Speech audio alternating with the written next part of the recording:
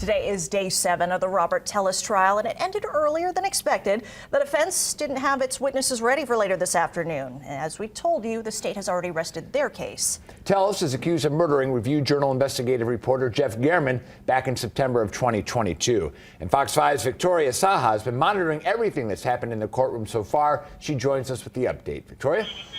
Tellis' attorney Robert Draskovich told the judge there were some issues getting witnesses in today since the trial was moving along efficiently, and there were witnesses expecting to testify later this week.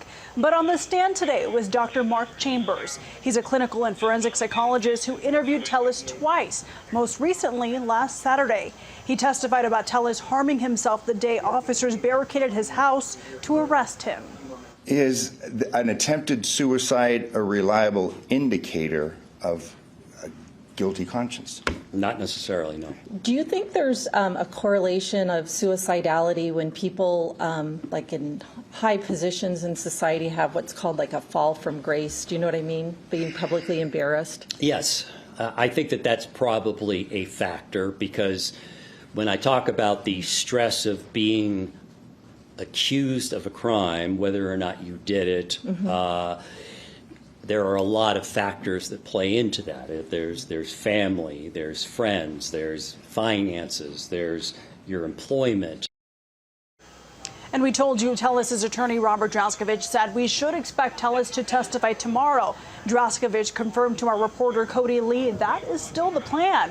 After court wrapped up, the judge gave Tellis instructions about his testimony, and we heard him briefly responding to the judge. This is video we just got into our newsroom. Tellis, you understand you have heard all of the evidence that the state intends to present in this case. You understand you've heard it all, correct? Yes. You cannot be compelled to testify in this matter, and you understand that, correct? Yes, sir.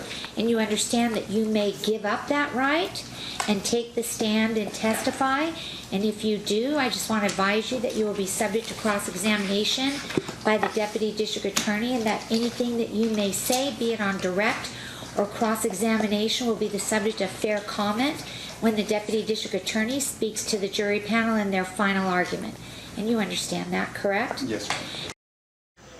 Even though there are other witnesses we are still waiting on from the defense, we should expect to hear from Tellis in the morning. And during that interaction you just saw, his attorney says Tellis will talk about being at the gym at the time of Gehrman's murder. John?